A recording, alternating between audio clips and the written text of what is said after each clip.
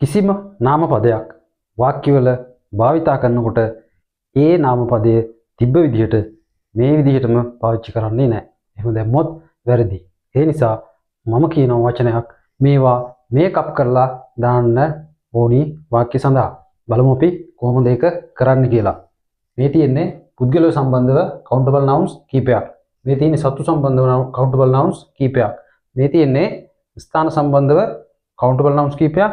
මේ තියෙන්නේ පණ නැති වස්තු සම්බන්ධව උදාහරණ කීපයක්. එතකොට අපි මතකයි කලින් වීඩියෝ වල කතා කරා මේවා ගණන් කරන්න පුළුවන්. අනිත් එක මේවා ඒක වචනක් තියෙනවා, බහු වචනක් තියෙනවා.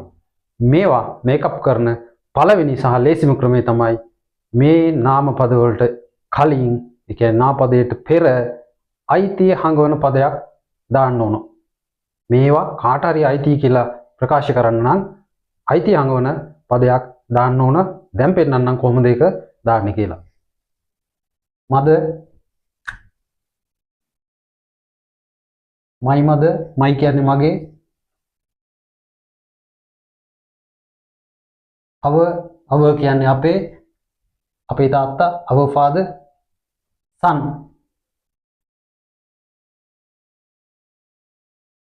your ඔබගේ, son පුතා, your son, dog, your dog. මෙතන your කියන්නේ එක්කෙනයි ඔබගේ, මෙතන ඔයාලගේ, your dog ඔයාලගේ බල්ලා. ඊළඟට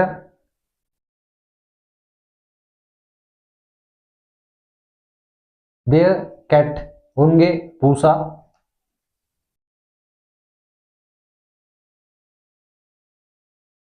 his her කියන්නේ ඇගේ, her home ඇගේ ගෙදර.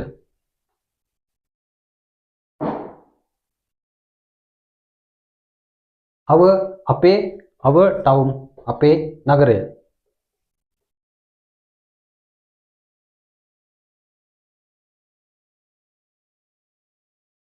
bank බැංකුව, people's bank මිනිසුන්ගේ බැංකුව.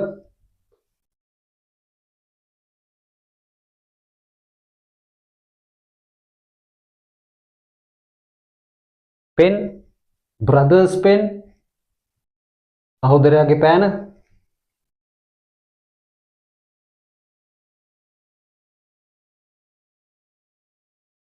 book sisters book සහෝදරියගේ පොත.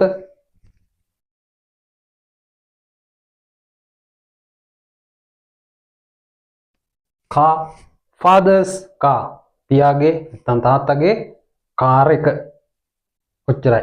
මේ මොන જાතියේ නාමපදයක්, countable නාමපදයක්, noun එකක් අහු වුණොත් ඒවා කාට හරි අයිති කියලා කියන්න අයිතිය හංගවන පද ඊට කලින් දානවා. මේවට කියනවා possessive කියලා. මොකද්ද? possessive.